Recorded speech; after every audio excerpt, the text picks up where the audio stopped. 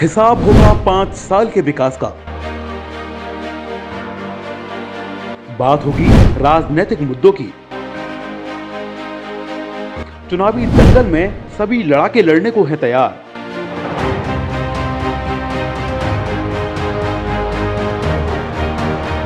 किसको मिलेगी जीत और किसकी होगी हार।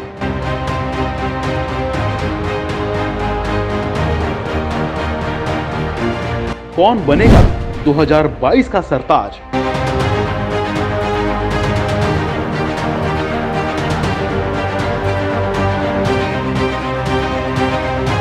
देखिए चुनावी दांवपेच का दंगल सिर्फ डीजी महाराजा न्यूज पर। नमस्कार, आप सभी देख रहे हैं डीजी महाराजा न्यूज का खास कार्यक्रम चुनावी दंगल। मैं आपके साथ आकांक्षा शर्मा और आज मैं आपके जो हमारे स्टूडियो में मौजूद है हमारे अतिथि उनसे परिचय करा देती हूँ। सबसे पहले भाजपा से भाजयुमो जो महानगर अध्यक्ष हैं शैलू पंडित उर्फ शशांक जी, नमस्कार सर, आप हमारे स्टूडियो में आए, आपका बहुत बहुत स्वागत है। और कांग्रेस से सोहिल कुरैशी जी, नमस्कार सर, आप हमारे स्टूडियो में आए। तो आज हम उनसे आगामी विधानसभा चुनाव की बात करेंगे। सबसे पहला सवाल जो मेरा कुरैशी जी आपसे ये रहेगा कि बीते दिन बेटी हूँ लड़ सकती हूँ एक कार्यक्रम हुआ बरेली में जिसमें भगदड़ मच गई और बेटियों की जान के साथ खिलवाड़ हुई। और जो प्रियंका गांधी वाड्रा जी हैं उनका एक बयान आया कि ये एक साजिश थी। तो इसका जिम्मेदार कौन है? देखिए, प्रोग्राम तो आयोजित होते ही होते हैं क्योंकि इसमें राजनीति करनी है, ऐसा तो है नहीं। लेकिन कहीं ना कहीं अगर कोई अव्यवस्था हो जाती है तो इसके लिए किसी के ऊपर आरोप नहीं करना चाहिए। प्रियंका जी ने जो कहा, हो सकता है कि कोई ऐसा मैसेज गया हो जो परेशानी खड़ी हुई हो, भगदड़ मच गई हो। कभी कभी कोई विपक्षी भी ऐसी हरकत कर सकते हैं। किसी को तो उसमें विपक्षी किसको माना जा रहा है? उन बच्चियों को? क्या वो विपक्षी थे? नहीं, बच्ची विपक्षी नहीं है। विपक्षियों को ना उनके बीच में उसके कोई ऐसी वो घटना की हो, दुर्घटना की हो जिससे कि भगदड़ मची हो, छोटे छोटे बच्चे छोड़े जा सकते। तो इसका मैं वही जानना चाहती हूँ, उसका जिम्मेदार कौन है आखिर? जिम्मेदार तो ऐसी घटना क्योंकि इतनी सारी बच्चियां थी उस मैराथन में और उन बच्चियों की जान के साथ खिलवाड़ की गई। क्या इसकी प्रिपरेशन पहले से नहीं की गई थी कि ये मैराथन होने वाली है तो उसके आगे पीछे की जो जिम्मेदारियां होती है उनको निभाना क्या उन्होंने ठीक नहीं समझा? तैयारियां तो पूरी होती है, हमेशा कोई भी पार्टी होती है, ऐसा नहीं कांग्रेस। तो फिर ये सब कुछ क्यों हुआ? अगर तैयारियां पूरी थी, इसका जायजा लिया होगा, उसके बावजूद इतनी बड़ी लापरवाही। कोई बीच में अगर आ जाता है, कोई अनहोनी घटना पैदा करता है जिससे भगदड़ मच जाती है, बच्चियां नासमझ बच्चियां हो सकती हैं और जब भगदड़ मची तो भगदड़ में कुछ भी हो सकता है। तो उसके लिए भी कुछ ना कुछ तो आप लोगों को सिक्योरिटी रखनी चाहिए थी। सिक्योरिटी तो कोई नहीं सकती, सिक्योरिटी क्या होगी? अच्छा, यही अगर भाजपा की तरफ से हुआ होता तो फिर क्या होता? नहीं, वो तो यही है जो होना सबके साथ एक दूसरे पे आरोप प्रत्यारोप, ये तो राजनीतिक जंग है जो चल रही है और चलती रहेगी। चलो जी, आप क्या कहना बाबू जी बता रहे हैं कि विपक्ष के लोगों की हो सकती है मंशा हो, लेकिन विपक्ष कभी किसी लड़की को आधार बनाकर इस प्रकार की घटना नहीं करेगा, चाहे वो कोई भी पार्टी हो। क्योंकि ये सिर्फ कांग्रेस की मानसिकता हो सकती है कि वो इस मैसेज को दे रही है, लेकिन उनको कबूल करना चाहिए, उनको स्वीकारना चाहिए कि हमारे यहाँ भगदड़ मची। लेकिन विपक्ष पर आरोप किस बात का? जी का एक बयान आया कि ये एक साजिश है। नहीं, वो मैं प्रियंका गांधी जी को बोलना चाहता हूँ, आप बच्चियों के ऊपर साजिश का आरोप लगा रही है। निश्चित तौर पर 2022 के चुनाव में यही बच्ची आपको जवाब देंगी। बच्चियों पे आरोप नहीं लगाया, नहीं आरोप लगाया, उन्होंने साफ साफ बयान दिया है विपक्षियों पर। विपक्षियों ने कहीं ना कहीं अब साजिश क्या बच्चियों के द्वारा थोड़ी होगी? एग्जाम्पल के तौर पे अगर एक सांप को जो करके प्लास्टिक के सांप को जो छोड़ दीजिए, वो प्लास्टिक नहीं, वो इंसान है पार्षद जी, वो इंसान है, वो बच्चियां हैं, वो क्या साजिश के तहत एक पार्टी की साजिश के तहत काम करेंगी ना? देखिए, इसका शिकार तो बच्चियां हुई है ना। हाँ। मैं वही जानना चाहती हूँ कि इसके पीछे कौन जिम्मेदार है? अगर शिकार हुई है तो दुखद है और इसके लिए ये एक अलग चीज है। लेकिन इसे जो है किसी भी पॉलिटिकल ऐसी निगाह से न देखें तो जो किसी पे। अब ये तो आपकी पार्टी की प्रियंका गांधी कह रही हैं कि ये विपक्ष की साजिश है, उनको बल्कि ये बयान वापस लेना चाहिए। मेरा कहने का है उनको ये बयान वापस लेना चाहिए। आपके चाहे माध्यम से आप इस मैसेज को पहुंचाएं। इस प्रकार के बयान अगर आप दे रही हैं तो 100% आपको ये जनता जवाब 2022 में देगी। अच्छा शैलू जी, मेरा सवाल आपसे ये रहेगा कि बेरोजगारी और महंगाई से जनता त्रस्त आ चुकी है भाजपा शासनकाल में। मैं आपको बता देना चाहता हूँ और मेरा सवाल सुन लीजिए आप। जी। इसके बावजूद बीते दिन इलाहाबाद प्रयाग नगरी में जी। कल की बात है ये कि बेरोजगार जो युवक और युवतियां थी उन्होंने थाली और ताली बजाकर प्रदर्शन किया है। आपको क्या लगता है कि आगामी विधानसभा चुनाव 2022 में क्या आपकी सरकार दोबारा परचम लहरावा पाएगी? निश्चित तौर पर माननीय मोदी जी और योगी जी के नेतृत्व में जिस प्रकार योगी जी ने अपने पूरे 4.5 साल के शासनकाल में 4,50,000 नौकरियां इस उत्तर प्रदेश के युवाओं को देने का काम किया है। आपने पहले की सरकारों को देखा होगा जिस प्रकार एक ही जाति के लोगों को नौकरियां दी जाती थी, पैसे लेकर नौकरियां दी जाती थी, एक लिस्ट बना करती थी, एक घर में बैठ के लिस्ट बना करती थी। योगी जी ने भ्रष्टाचार को खत्म किया। ये वो 4.5 लाख युवा हैं जिनको साक्षरता के आधार पर, जिनको योग्यता के आधार पर नौकरी देने का काम किया है। और आपको मैं फिर भी डाटा के माध्यम से कहना चाहता हूं, आप गूगल पर डालकर देख लीजिए कि सपा सरकार में पिछली बार 2,68,000 नौकरियां दी गई थी 4.5 साल में, और योगी जी ने 4.5 लाख नौकरी देने का काम इस उत्तर प्रदेश के युवाओं को किया है और 4 लाख नौकरियां संविदा पर देने का काम किया है। ये डाटा पूरा गूगल पर उपलब्ध है। तो मैं आपको फिर बता देना चाहता हूं कि सपा से दोगुना काम योगी जी ने किया है और आगे भी भारतीय जनता पार्टी के नेतृत्व में तो आप सपा से ही क्यों गिनती कर रहे हैं अपनी? मैं तो ये जानना चाहती हूं, आप इससे पहले की सभी बेरोजगारी एक बहुत बड़ा मुद्दा है युवाओं के लिए। मैं आपकी बात से पूर्णतः सहमत हूं, लेकिन आत्मनिर्भर भारत के साथ साथ हमने startup India, make in India, उसके तहत युवाओं को लोन देने का काम किया है जिससे वो लोग खड़े हो सके, वो लोग अपना बिजनेस कर सके। और इसके बावजूद उस 12 लाख युवाओं को जो लोन मिला है वो लोग आज अपनी फैक्ट्रियां चला रहे हैं, नौकरियां कर रहे हैं। वो भी डाटा आप गूगल के माध्यम से देखना चाहते होंगे, देख सकते हैं। लेकिन ये बदलाव की ब्यार है, इसको समय लगता है। निश्चित तौर पर मैं कह रहा हूं, अगर एक गिलास अगर 70% भर गया तो वो 30% भी भर जाएगा पानी से। हमने 70% काम किया ना, लेकिन उससे पहले की सरकारों ने क्या किया?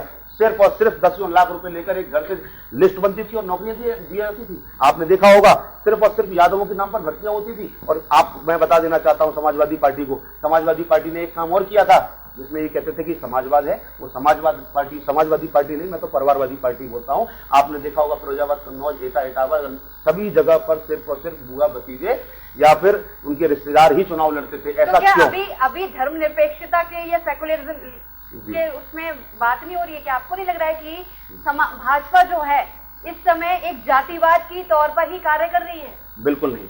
आपको नहीं लगता? भारतीय जनता पार्टी मोदी जी के मंत्र और योगी जी के मंत्र पर काम कर रही है। सबका साथ, सबका विकास, सबके साथ पर काम कर रही है। क्या आप बताइए कौन सी योजना का लाभ किस व्यक्ति को नहीं मिला?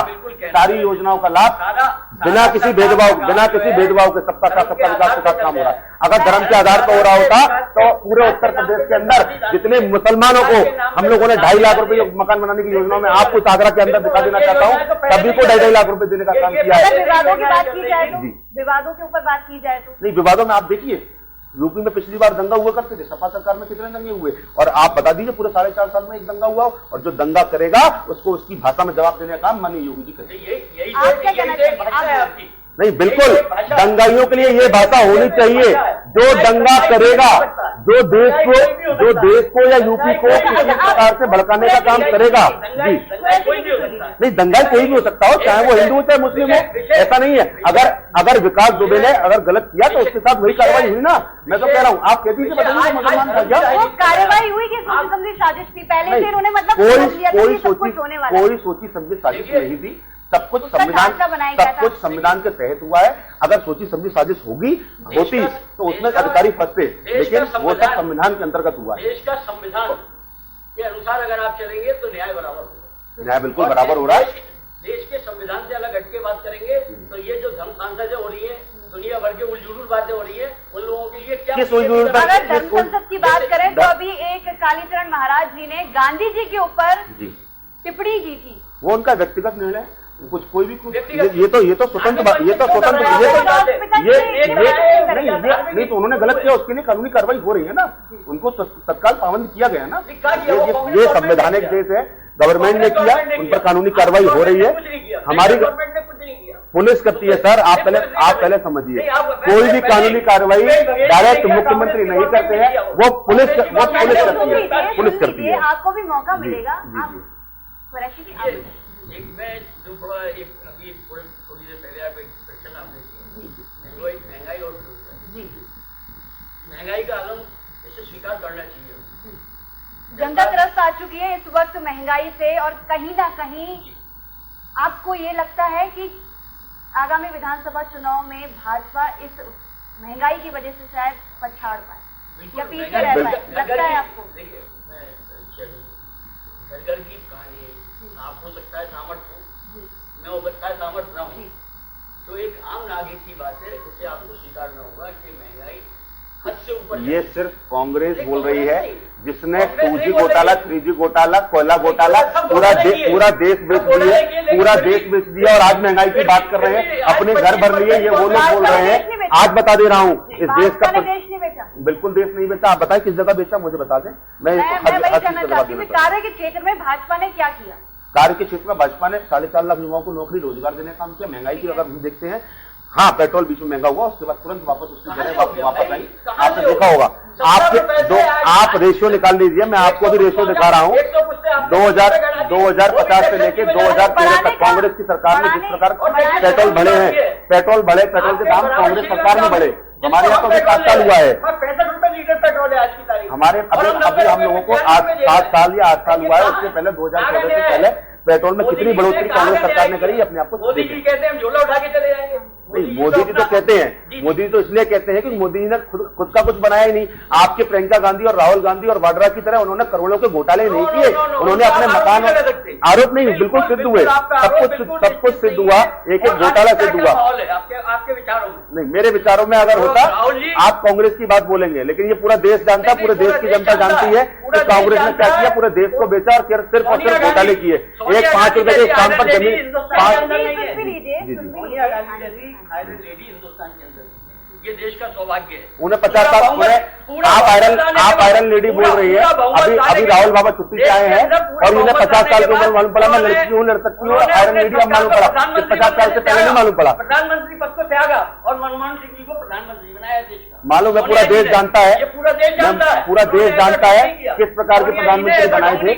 पूरा देश जानता है किस प्रकार के प्रधानमंत्री बनाए थे। कि प्रियंका गांधी, उनकी माता जी आती थी तो प्रधानमंत्री खड़े हो जाते थे। एक प्रधानमंत्री का प्रोटोकॉल तो वही खत्म हो जाता है। आपने प्रधानमंत्री बनाया, आपने सिर्फ और सिर्फ पूरा देश जानता है कैसे प्रधानमंत्री बनाया। हम एक दूसरे का आदर करना जानते हैं। अगर हम एक दूसरे का आदर नहीं करते तो आज यहाँ तक नहीं पहुंचती देश की आजादी की बात से कांग्रेस यहाँ तक खड़ी है। ऐसा नहीं है कि पतन हुआ। 15 अगस्त 1947 के बाद देश आजाद हुआ, उसके बाद कांग्रेस थी। आपको लगता है उस वक्त भी देश हमारा आजाद था? नहीं, बिल्कुल नहीं था। तो फिर आप कैसे बोल सकते हैं? देखिए, देश आजाद हुआ, हमने कराया, उससे पहले की आपने नहीं कराया। आपने कराया, ये बहुत बड़ा। देखिए, अब मैं इनके सवाल का मंशा करेंगे। अब ये बोल रहे हैं कि कांग्रेस ने देश आजाद कराया। क्या जिन्होंने कराया क्या वो कांग्रेस ही थे? देश की आजादी, सरकार होगी कांग्रेस की, पर देश आजाद कांग्रेस ने नहीं करवाया। कांग्रेस नहीं करा, देश आजाद उन शहीदों ने कराया। उन शहीदों को नमन करता हूँ। भगत सिंह, सुखदेव, राजगुरु, कोई कांग्रेस के नहीं थे जिन्होंने आजादी की लड़ाई लड़ी। आपकी कांग्रेस ने उनको फांसी करवाने का काम किया, बिल्कुल किया, फांसी करवाने का काम किया। कांग्रेस नहीं, कांग्रेस ने देश के शहीदों को फांसी करवाने का काम किया। गांधी जी को गोली मार रहे थे, आप कहाँ थे? उस पर कानूनी कार्रवाई हुई ना, आप कहीं नहीं थे। जिन्होंने देश का बंटवारा किया, अखिल भारतीय जनसंघ आरएसएस कहीं नहीं थी, कहीं नहीं थी। डॉक्टर श्यामा प्रसाद मुखर्जी कांग्रेस की कैबिनेट में मिनिस्टर थे जब उनकी विचारधारा का मिलान नहीं हुआ। आप कह रहे ना हम कहीं नहीं थे, उन्हीं ने जनसंघ की घोषणा करी। श्यामा प्रसाद मुखर्जी को बाद में आया। श्यामा प्रसाद मुखर्जी नहीं भाजपा बनाई, सब जानते हैं। कोई ऐसा नहीं है, बाद में आके उन्होंने चुनाव धारण किया, लेकिन जो हमारे साथ थे तो हमारे साथ थे। जब तक उन्होंने हमारी विचारधारा से, देश की विचारधारा से, देश की आजादी की विचारधारा से अपना सहयोग। अच्छा, विकास के क्षेत्र में बात करें तो कांग्रेस ने क्या किया था विकास? कांग्रेस पूरा आईटी क्षेत्र लिया ही आपके देश, हमारे देश के अंदर, और इससे बढ़ के और क्या करेगी कांग्रेस? बस एक आईटी क्षेत्र का विकास होता है। आज ये इतने बड़े बड़े बीज दिख रहे हैं आपको, इतने बड़े कल कारखाने दिख रहे हैं, और आज देश जहाँ खड़ा दिख रहा है वो कांग्रेस की देन है और किसकी देन है? देश के कारखाने ये दमियों ने बनाए। नहीं, देश के कारखाने दमियों ने बनाए। इन्होंने सिर्फ और सिर्फ देश बेचने का काम किया है, पूरे देश की जनता जानती है निश्चित तौर पर। और जनता ने इस बात का जवाब वोट के माध्यम से, एक लोकतांत्रिक प्रक्रिया से इनको बाहर करने का काम भी किया। क्योंकि जिस प्रकार देश में लोगों ने घोटाले किए हैं वो जनता को स्वीकार करने वाला। मैं आपको एक घोटाला और बताता हूँ। सोनिया गांधी जी द्वारा और प्रियंका गांधी जी द्वारा एक जमीन खरीदी जाती है जो 5 रुपए के स्टाम्प पे ली जाती है, बाद में उसी पर 50 करोड़ का लोन होता है और बाद में वापस हो जाती है। उस जमीन पर भी कार्रवाई चल रही है। 5 रुपए में 50 करोड़ की जमीन खरीदना, ये कौन सा उद्देश्य था? आप सिर्फ सरकार के साथ छलावा कर रहे थे क्योंकि आप सत्ता में बैठे थे। ये जनता आपको माफ नहीं करेगी। ये मैं आपको इस मंच के माध्यम से कहना चाहता हूँ, चैनल के माध्यम से आपने सिर्फ जनता ही है, जनता जनार्दन है, जनता सब देख रही है और जनता सब एक घोटाला देश और आप ये मत समझिए कि आने वाले टाइम में आपका क्या अश्रू होगा वो जनता बताएगी आपको। 2024 देखिएगा। जाको राको साइयां मार सके ना कोई। बिल्कुल बिल्कुल बिल्कुल बिल्कुल। तो दर्शकों, इस समय गर्मा गर्मी बहुत हो गई है और वक्त तो चला एक ब्रेक का। ब्रेक के बाद दोबारा चर्चा करेंगे इन्हीं मुद्दों के ऊपर और मुझे थोड़ा सा दीजिए इजाजत। हिसाब होगा 5 साल के विकास का। बात होगी राजनीतिक मुद्दों की। चुनावी दंगल में सभी लड़ाके लड़ने को हैं तैयार।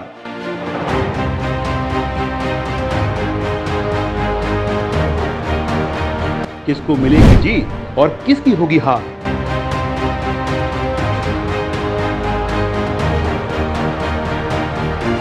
कौन बनेगा 2022 का सरताज?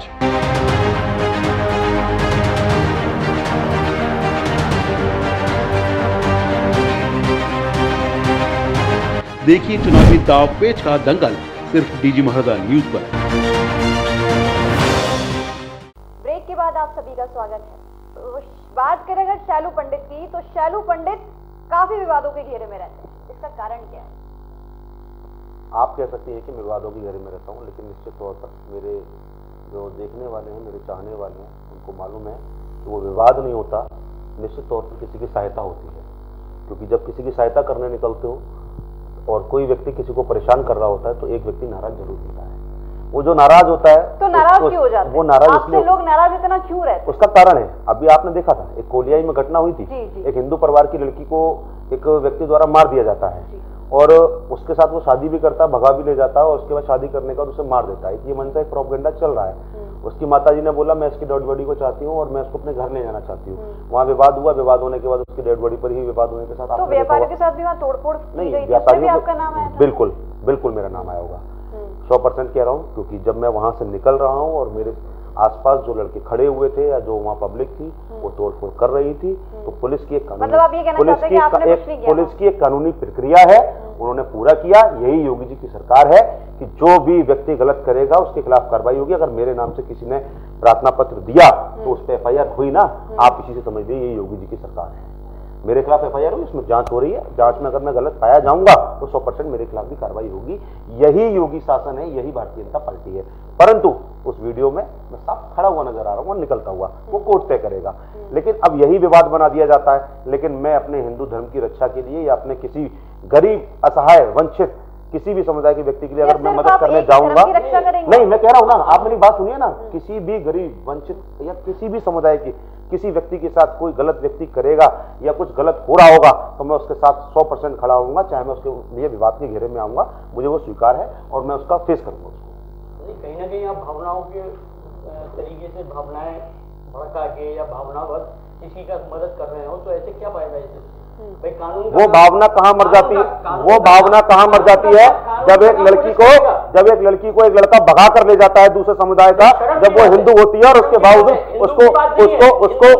उसका फोटो मेरे फोन में है, उसके गले पर काट खा के ये पूरा गला काट दिया जाता है। वो भाव नहीं, आप दो पक्षीय बात नहीं करेंगे। नहीं, कानून मैंने हाथ में नहीं लिया, नहीं, ये पुलिस तय कर रही है। आप थोड़ी देख रही तो अच्छी बात है ना। पुलिस अपना काम करे, मैं बिल्कुल स्वतंत्र हूँ। माहौल खराब, अच्छा उस टाइम माहौल कहाँ गया था जब एक लड़की को आप मार रहे थे, कमरे में मरवा रहे थे। आप एक लड़की को कमरे में मरवा रहे थे।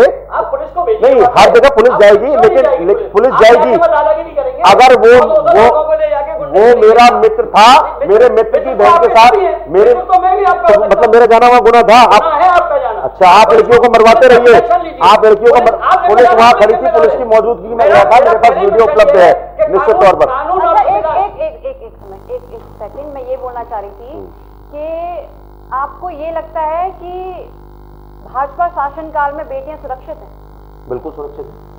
अब मैंने आप कल एक न्यूज इंडिया की भैया जी की रिक्वेस्ट कर रही थी, वहां भी 20 महिलाएं बैठकर साफ साफ बोल रही थी कि आज हम रात को 11 बजे भी निकल सकते हैं, नहीं तो आपने सपा शासन में देखा होगा रोज चेन स्नैचिंग की घटना, रोज मोबाइल लूट की घटना, कितना कितना कानूनी कार्रवाई के तहत आपने देखा होगा कितनी एफआईआर होती थी दिल्ली साहब, आपने पर डे में बता रहा हूँ, आप सुबह जब अखबार पढ़ते थे 20 घटनाएं शहर के अंदर सिर्फ मोबाइल लूटने की और चेन स्नैचिंग की आती थी, और आज क्या स्थिति आप देख रहे हैं। उनको छुपा दिया जाता होगा? नहीं छुपा दिया जाता। और अच्छा फिर एक बात सही है, अगर छुपा दिया जाता है तो फिर अगर कोई भी व्यक्ति आज थाने में जाता है उसकी एफआईआर लिखी जाती है, एक भी व्यक्ति ऐसा क्यों नहीं मिलता जो करता है कि मेरी एफआईआर ना लिखी जा रही है। तो फिर ये कैसे हो गया 2014 के बाद सबसे ज्यादा केस 2021 में आए हैं महिला अपराध के? क्योंकि मैं आपको बता देना चाहता हूं, महिला अपराध के नहीं, उनकी शिकायत पर मुकदमा दर्ज हुआ है।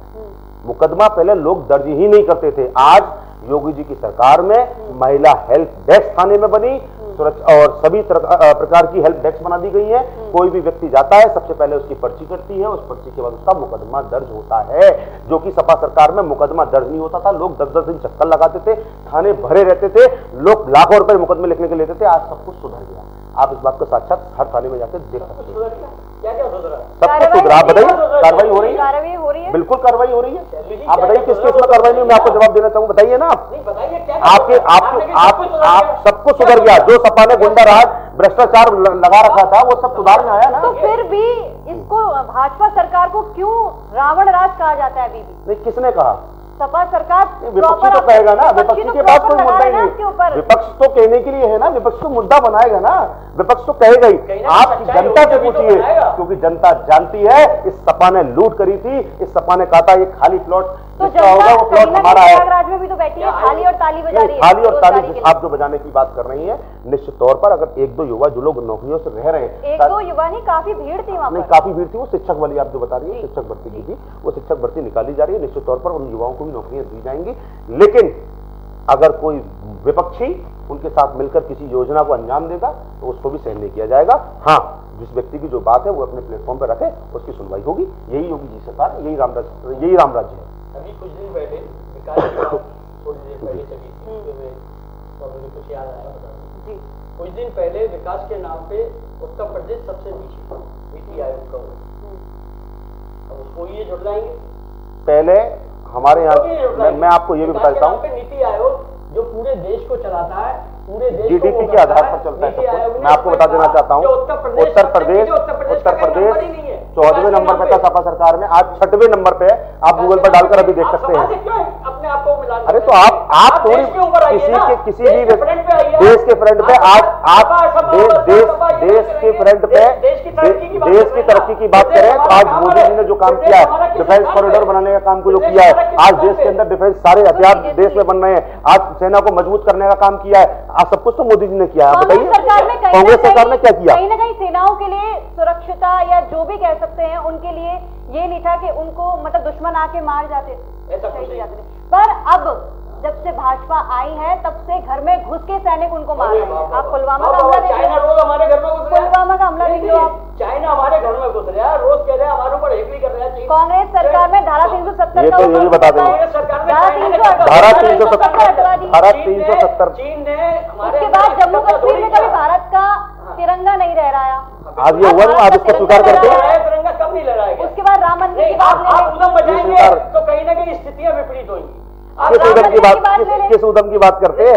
वही लाल चौक था जिस पर झंडा फहराने के लिए कांग्रेस ने कहा था अगर यहाँ झंडा फहराया जाएगा तो खून की नदियां बह जाएंगी, और ये वही लाल चौक है और वही जम्मू कश्मीर है जिसमें धारा 370 एक बार में हटा दी और कोई खून की नदियां नहीं बही, और जिसने बहाना चाहा उन सबको उठा के जेल में डाला गया, कानूनी कार्रवाई हुई। का एक इशू ऐसा है कि जो ना आज सुधरा है न कल सुधरा, बिल्कुल सुधार हो गया है।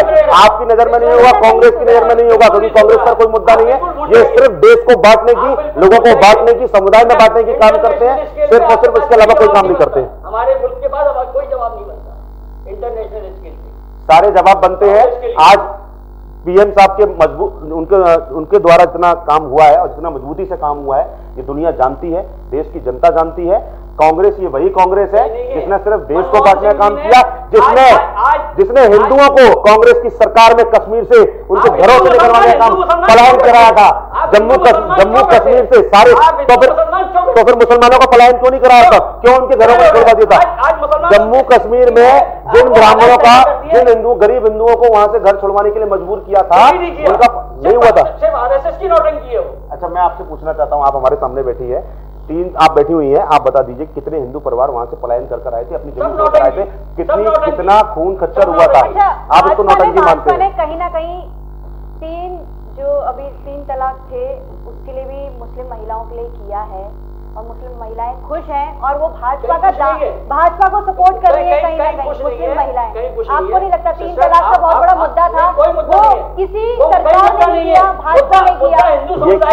ये किसी भी मुद्दे को मुद्दा नहीं मानेंगे। मैं आपको बता देना चाहता हूँ, इनकी यही एकड़ी, यही घोटाले, यही देश के विभाजन की नीति इनको आज खा गई और कांग्रेस को बर्बाद कर रहे हैं और कांग्रेस ऐसी प्रकार बर्बाद होगी क्योंकि देश की जनता जवाब दे रही है इन लोगों को। देश को आप कहां ले गए?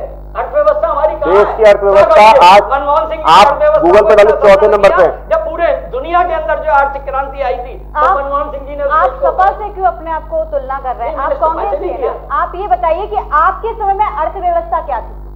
हमारे समय में 7.2 थी। अच्छा, तो वो समय क्या? आज 6.2 है। 6.2 है। आप ये कहना चाहते हैं? हाँ, कितनी गिरी थी? लेकिन आपने 2 साल कोरोना काल देखा होगा, ये पूरा देश जूझा है उससे। ये अंतर्राष्ट्रीय लेवल पर जूझे हम लोग, ऐसा नहीं है सिर्फ इंडिया में जूझे, अभी भी जूझ रहे हैं कहीं, और अभी भी कहीं ना कहीं तीसरी लहर आने को है। उसके बावजूद, लेकिन अभी जिस मुद्दे पर हमने बात करी कि वहां से हिंदुओं का पलायन जम्मू कश्मीर से किसने कराया था, उस पर जवाब नहीं बना भाई साहब का। बताइए किसने पलायन कराया था? जवाब दीजिए, मैं आपसे जवाब चाहता हूँ। आपकी एक सोची समझी रणनीति का हिस्सा है। अच्छा, वो भी हमने कराया था। सरकार में तो आप बैठे थे, RSS ने अंजाम दिलाया। सरकार में तो आप बैठे थे, सरकार में हम बैठे। RSS कोई सरकार थोड़ी थी, आप कर रहे हैं तो उसे गाली, तो उनको वापस दिला देते मकान। बिल्कुल मिलेंगे, क्यों नहीं मिलेंगे? मोदी सरकार में क्यों मिल रहे? इससे पहले क्यों नहीं मिले? मोदी जी से गवर्नमेंट छुड़वा दी है मकान के लिए। आप सब चैनल के माध्यम से देख रहे होंगे, ये देश और दुनिया, ये देश दुनिया और पूरे उत्तर प्रदेश की जनता जानती है, आज हर एक युवा IT के क्षेत्र में भाजपा कहीं ना कहीं हिंदू मुस्लिम ज्यादा करती है। बिल्कुल, बेशक भाजपा ही करती है कि और जो पार्टियां वो भी करती हैं? कोई नहीं करती। अगर भाजपा ये छोड़ दे तो आज भाजपा सत्ता में अगर बनी है तो हिंदू मुसलमान के नाम पे बनी है, हिंदुओं को डरा के ये सत्ता के तमाम और मुसलमान के नाम पे नहीं, जनता के नाम पे बनी। नो नो, ये कांग्रेसी है कहेंगे, जितना ये मुसलमान को गालियां आपको लगता है उन्होंने मुसलमानों के लिए जितना ये मुसलमान को कोसेंगे उतना सत्ता के। अगर हम मुसलमान को गाली देते तो आज हम doctor APJ Abdul Kalam, doctor Abdul Pakir Zainul Abedin Abdul Kalam, जो मेरे देश के राष्ट्रपति रहे हैं, मैं आज उनको नमन करता हूं, उनका पूरा नाम भी आपको बता रहा हूं। निश्चित तौर पर हम लोग उनको पूछते हैं जो अच्छे मुसलमान हैं, लेकिन जो दंगा करने वाले मुसलमान हैं उनको जवाब दिया जाएगा। आप उनको संरक्षण दीजिए, लेकिन भारतीय जनता पार्टी वो आतंकवादी होते हैं क्योंकि जो दंगे करते हैं ना वो हिंदू है ना वो मुसलमान है। बिल्कुल सही बात है, उनकी कोई जात नहीं, बिल्कुल कोई धर्म नहीं, हिंदू हो या मुसलमान हो, कोई भी हो, जो गलत करेगा वो गलत को भुगतेगा। फिर अफजल के लिए रात को कोर्ट क्यों खुलवा दी थी? ऊपर की अदालत है। फिर अफजल के लिए कोर्ट क्यों खुलवा दी थी आधी रात को? अफजल गुरु कौन है बताइए ना। मैं नहीं जानता, आप जानते होंगे। मुंबई हमले में रात को कोर्ट क्यों खुलवा दी थी? नहीं, आप जानते होंगे ज्यादा बेहतर। नहीं, यही नहीं मालूम। चलिए आगे बढ़ते हैं।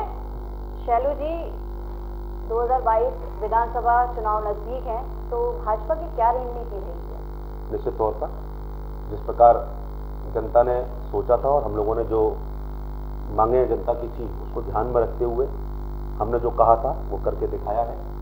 निश्चित तौर पर आज फिर बोल रहा हूँ, आपके चैनल के माध्यम से बोल रहा हूँ, क्योंकि लोग कहते थे राम मंदिर कब बनाएंगे, तारीख नहीं बताएंगे, हमने उसकी तारीख भी बताई, मंदिर भी बनाया। सुप्रीम कोर्ट के द्वारा ये मंदिर बनाया गया, मैं इस बात को स्वीकार करता हूँ, लेकिन ऐसा संभव माननीय मोदी जी की सरकार में हुआ। दूसरी बात, हम लोगों ने उत्तर प्रदेश में कहा था युवाओं को नौकरी देंगे, युवाओं को नौकरी दी।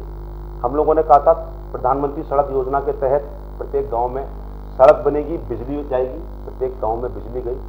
आज आप राशन की व्यवस्था देख रहे होंगे, पूरे देश की जनता जानती है कोरोना से देश जूझ रहा था, उसके बावजूद भी योगी जी द्वारा, मोदी जी द्वारा हर प्रकार का राशन, तेल, नमक और आपका मक्का, गेहूं, चावल सब फ्री ऑफ कॉस्ट, जिसकी 2 रुपये लागत मूल्य लिया जाता था, 2 रुपये चार्ज लिया जाता था, वो भी नहीं लिया जा रहा है, वो फ्री ऑफ कॉस्ट दिया जा रहा है, क्योंकि देश कोरोना से जूझ रहा था, लोगों के पास पैसा नहीं था। वो सारी मांगे हम लोगों ने जनता, क्योंकि ये भारत की जनता की पार्टी है, हमारी पार्टी का नाम ही भारतीय जनता पार्टी, भारत की जनता की पार्टी। जो भारत की जनता अच्छा सोचेगी, देश के लिए अपनी अच्छी मांगों को रखेगी, भारतीय जनता पार्टी उसको पूरा करेगी। किसान नहीं, किसान कोई, हाँ बताइए। प्रधानमंत्री जी ने संवाद दिया, उन्होंने 3 कृषि कानून वापस लिए, बिल्कुल लिए। उसके बावजूद किसानों को क्या भरोसा नहीं है प्रधानमंत्री की बातों पर, जो अभी भी वो डेरा डालकर वहां बैठे हुए हैं? आपको शायद अभी मुझे लगता है पूरी जानकारी नहीं है। 70% डेरे वहां से हट चुके हैं। मैं खुद वहां से निकल कर आया हूं। वो 30% जो लोग हैं वो निश्चित तौर पर 1 या 2 दिन के अंदर हटने वाले हैं, क्योंकि उनकी कमेटी बन चुकी है। वो कमेटी वहां जाकर बात करने वाली है। जो कृषि कानून हम लोगों ने लगाए थे, देश के कृषियों की किसानों के हित के लिए लगाए थे, और जो किसानों के हित के लिए हम लोगों ने जो कृषि कानून बनाया उसको मैं मानता हूं, जैसा कि प्रधानमंत्री ने कहा, तो वापस लेने का निर्णय इसलिए लिया क्योंकि हम छोटे किसानों को जाके समझा नहीं पाए, और कांग्रेस ने और विपक्षी पार्टियों ने यह बरगलाया कि आपकी खेती लीज पर ले लेकर ये लोग अपना कब्जा कर लेंगे, ये हो जाएगा वो हो जाएगा। गलत प्रचार किया, दुष्प्रचार किया। लेकिन किसान के फायदे के लिए, और किसान ने जब कहा कि इतने किसानों की उसमें जो जाने गई हैं वो, हाँ निश्चित तौर पर उस पर जांच चल रही है। जिन लोगों ने जाने, जिन लोगों के खिलाफ कार्रवाई होनी है उन लोगों के खिलाफ कार्रवाई हो रही है, और कानूनी कार्रवाई होगी, वो लोग जेल जाएंगे। जिन्होंने जो कृत्य किया है उसके खिलाफ कार्रवाई हो रही है। और मैं आपको फिर बता देना चाहता हूँ, आज भी जनता की जो मांगे हैं, आपके चैनल के माध्यम से बता रहा हूं, हम लोग अपना एक प्रोस्पेक्टस बना रहे हैं, और जो जनता की मांगे हैं निश्चित तौर पर आने वाली सरकार, हम 2022 में 350 के पार युवाओं के साथ सरकार बनाएंगे, लेकिन जनता के हितों को पहले रखते हुए बनाएंगे। कुरैशी जी, आपसे सवाल मेरा ही रहेगा कि उत्तरी विधानसभा गढ़ है भाजपा का, वहां पर कोई भी प्रत्याशी हो नहीं आ पाया, अपना जमखम नहीं दिखा पाया है, तो आपको क्या लगता है अब 2022 के विधानसभा चुनाव में क्या उत्तरी विधानसभा पर कोई अपना परचम लहरा पाएगा, या फिर भाजपा दोबारा उत्तरी विधानसभा चुनाव पर अपना दबाव बना लेगी एक बार फिर?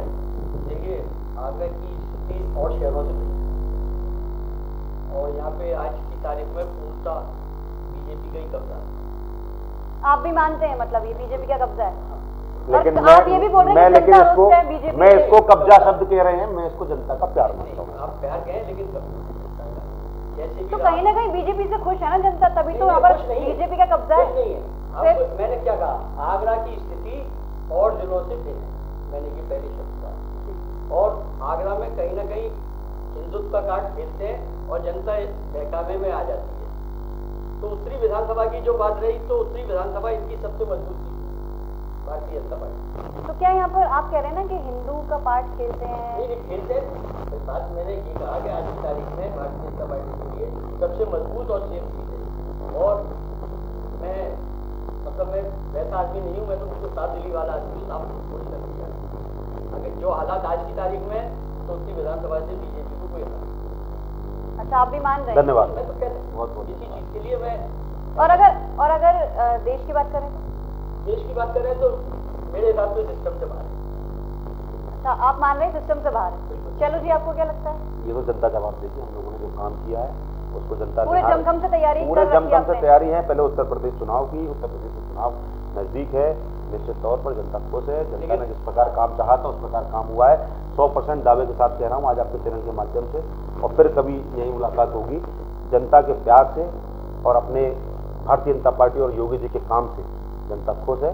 100%, 350 के पास भारतीय जनता पार्टी सरकार बनाने जा रही है उत्तर प्रदेश। मतलब इस बार फिर जो भारतीय जनता पार्टी है पूरे चुनाव में मतलब अपनी जमखम तैयारियां कर चुकी है। बिल्कुल।